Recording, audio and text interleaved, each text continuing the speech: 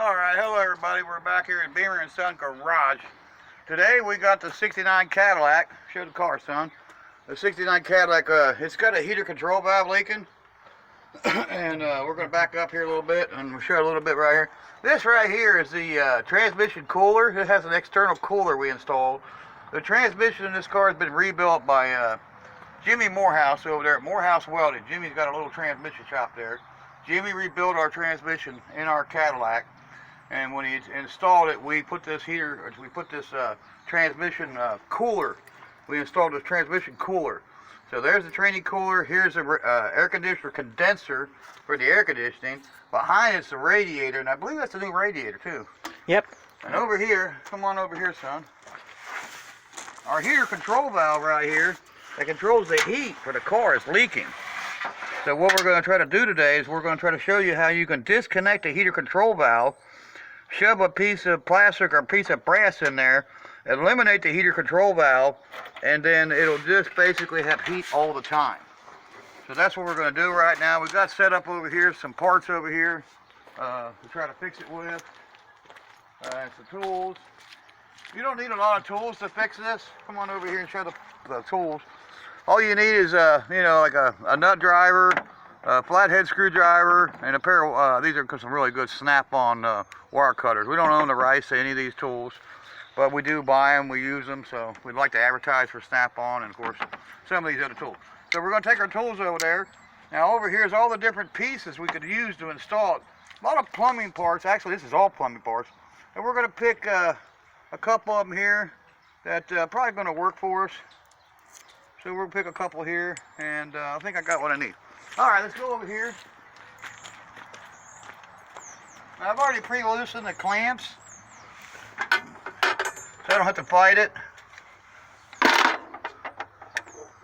And you would take a nut driver, or a screwdriver, and all you would do is loosen the clamp up, right here. And loosen the clamp up, then slide the clamp up out of the way. Then you loosen the hose. You take a flathead screwdriver and try to, get that to come up like that. And there's one hose off the heater control valve. Now there's another hose on the other side of it right here. You can see it right here.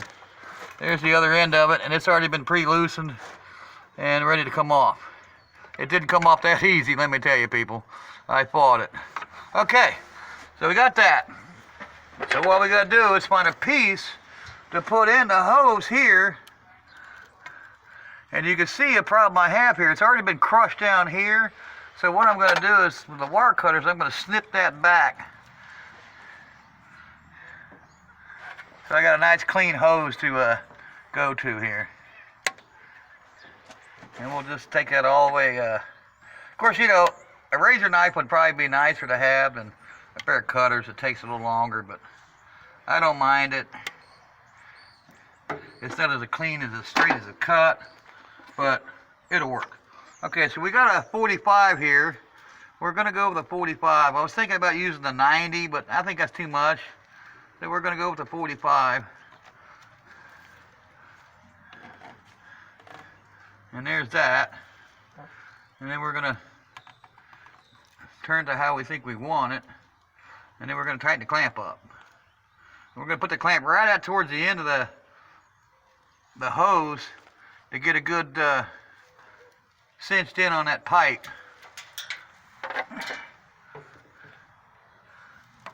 Then we're just going to tighten the clamp.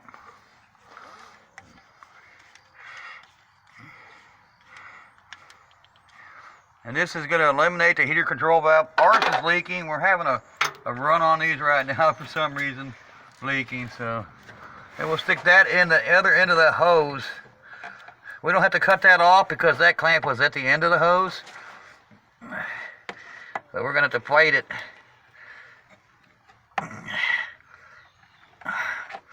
And yeah, it's a little difficult, people. But we'll get it. There we go. I won't be denied. And we'll slide the clamp up.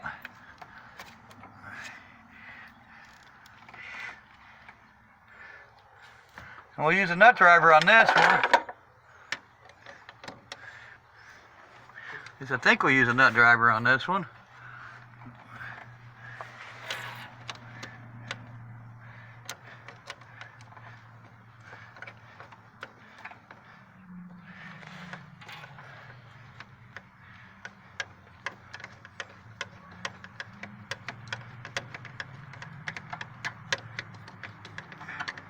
And then boom. Fixed. One heater control valve eliminated. Okay, so then we'll pop the radiator cap off. We'll make sure we got coolant in it. Then we'll start it up, and we'll make sure it's full. Down just a little bit from the top, but that's pretty much normal. And we'll start it up, make sure we don't have a leak. Put our tools over here. And we'll start the little beast up right here.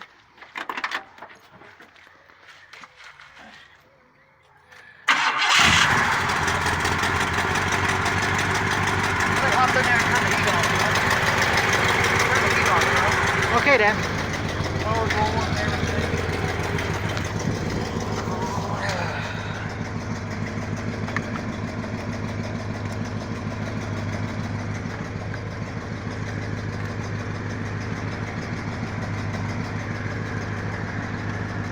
Oh yeah.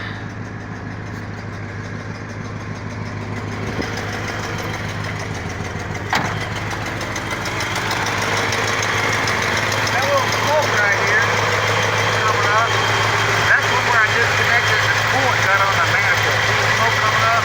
Yeah. The coolant got on the exhaust. So let's just smoke a little bit and burn that off.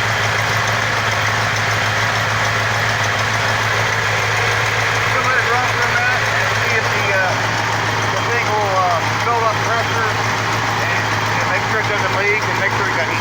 While this is running, come on over here. Show some more cars we got. Here in Beaver Sun Garage.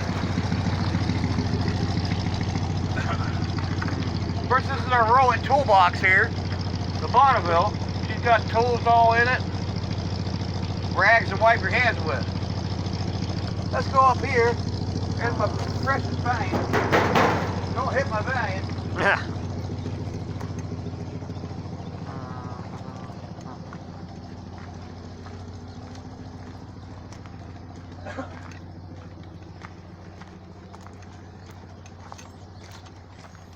Here's our tow trucks. A couple of our tow trucks right here. But that's not what we're going to show. We're going to show these three cars here. Kind of like the old show, My Three Sons. Well, here's some of my sons.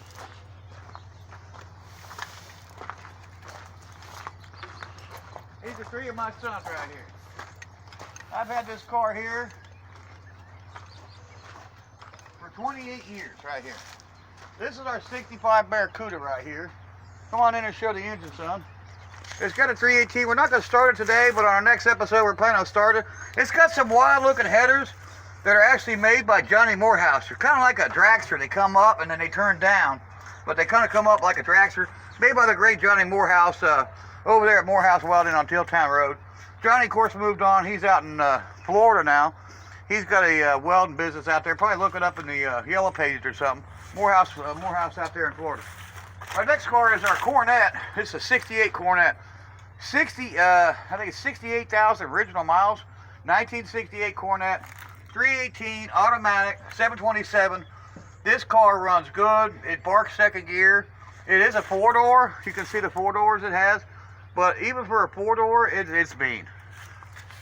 And our third son over here is our Coupe de Ville Cadillac. Show down the side of the Coupe de Ville Cadillac, the door, the one door. It's a coupe, two-door Coupe de Ville Cadillac. And it's got the 500 cubic inch Cadillac engine. I got the battery out of it right now. You can see the battery's missing. It's sitting there on charge. We're going to start this car, and that's our three sons we're going to show. Over here we got, of course, we got our charger from our last video. We showed that thing. It ran. And then we got the 880. Turn the camera and show the 880. We got the 880 from the last episode. Over this way here. Duster. Of course, the tow truck, the black tow truck.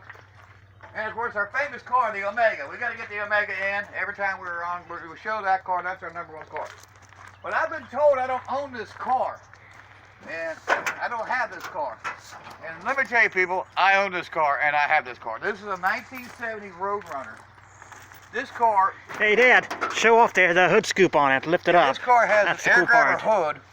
And there's the air grabber that pops up right there. That's the air grabber. Yeah. And this is the real deal. This is our 70 Roadrunner. It's got some timing chain issues right now. Got the valve cover off over there. We think we got some bent, probably some bent valves. So we're going to tear it apart, try to pull the intake heads off of it and the front of it, put a chain in it. I got another pair of heads for it. We're going to fix this thing all up, get the back and running. But people say, oh, you don't have this car. Yes, I do. 70 Roadrunner. Original 3.3 4-speed pistol grip car. And it was burnt orange inside and burnt orange outside. So the paint was, you know, burnt orange. And the interior was burnt orange. You come over here and you can still see it's got the burnt orange headliner in it. Feel that headliner, son. Burnt orange headliner, burnt orange interior. Somebody changed it over to black. It's got white seats in it. It's got an automatic ratchet shifter on the floor right there. And it was originally 4-speed pistol grip. Can you see the pedals from over here? Yeah, Dad. There's the 4-speed pedals. And this was a 4-speed 3-degree pistol grip car. An original 3-degree pistol grip. So it's the real deal Holyfield. This was a pistol grip car, 4-speed. And it was a 3-3. It's all been changed out. It doesn't have numbers matching anymore, unfortunately. I'd rather have it with the numbers matching, but we didn't get it like that. And this is it. This is a 70 Roadrunner. Go around, show the back of the car, and show around all around the car. It's the real deal 70 Roadrunner. I mean, it's the real deal Holyfield. The GTX is the same car without the GTX badges. You know, it's a Plymouth, you know, Roadrunner GTX, same car. But, you know, go ahead around and show around the rest of the car, son. Show that back bumper and down the side. We'll make our way back up to the Cadillac now. Yeah, 70 Roadrunner. Now, this is the real deal Holyfield, people.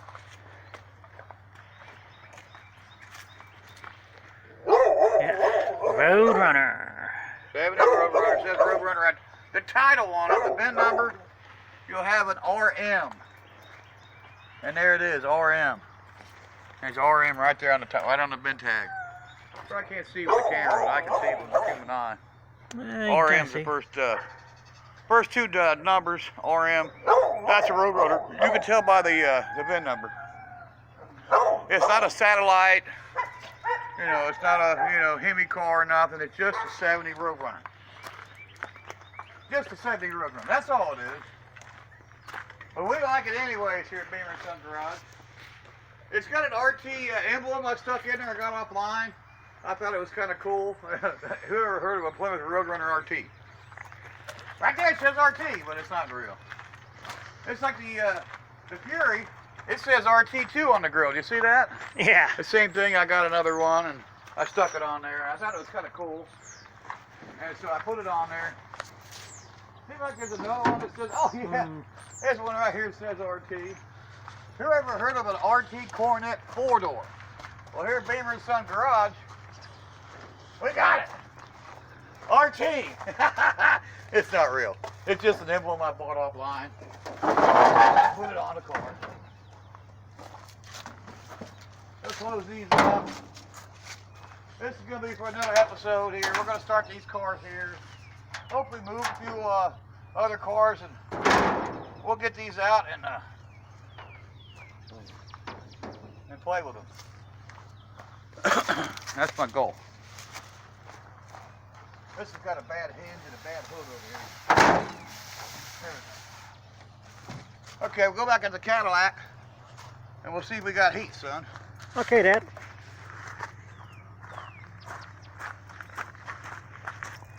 Got a tight fit right here. Yeah. I have to sneak around all these cars. 63 cars and trucks around here. We love the rollback. And the famous white truck with its bubblegum machine bug light on it.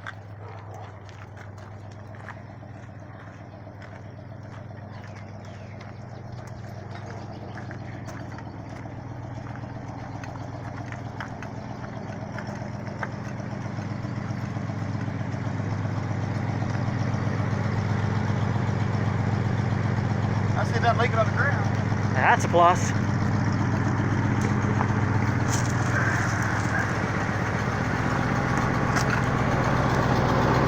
No leaks.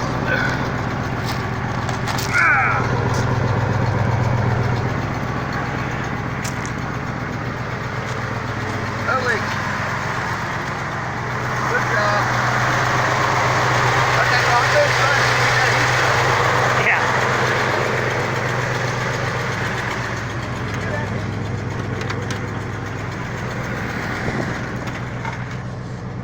Oh yeah. I feel the heat, Dad. Okay.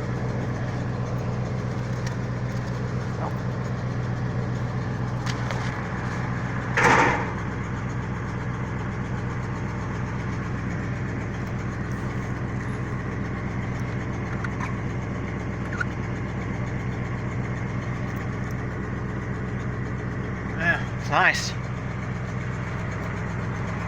All right, son, go ahead and shut it down and save the petrol. Yeah.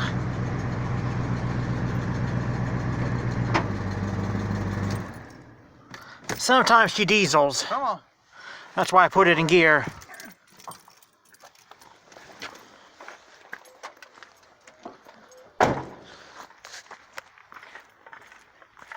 What is it over here at the back of the bonnet, Bill?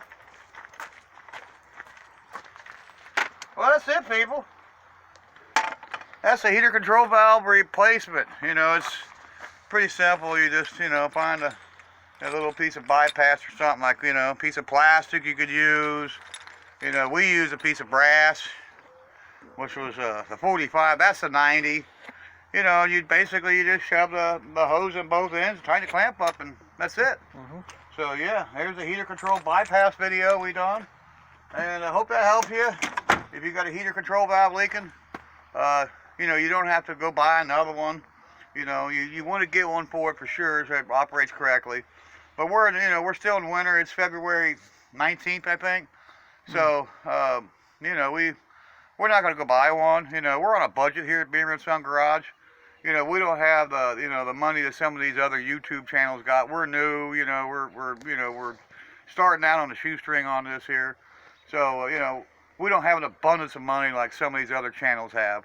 You know, we're on a budget, so we're going to use what we have around here to fix it and show you how easy it is. You don't need to take it to a garage. You don't need to take it to a, you know, repair shop or find a mechanic and pay him to do it. You can fix it yourself with a screwdriver and a nut driver and a pair of wire cutters. Or you can even use a razor knife to cut the hose, you know, to make the hose clean. And that's really it. So, you know, we appreciate you here on YouTube and watching us. And, you know, don't forget to like, tag, and, you know, subscribe. And we're also, you can check us out. We're also on, you know, we're on YouTube with you guys, of course. We're also on Facebook at Beamer Garage. We're on Twitter at Barry Beamer. Instagram at Barry Beamer 3. We're on the Xbox One at Mr. Mock. That's MR Mr. Mock, M-A-C-H Mock. Mr. Mock 1968. Send me a friend request. We're on the PlayStation 4. I'm Mr. Mock 1969 on the PlayStation 4. Check us out. Send us a friend request. We're everywhere. You know, we'll see you next time. And don't forget to subscribe and like and leave a comment. And we'll see you next time at Beamer & Son Garage. Thank you, people. Oh, and bye for now. See you next time.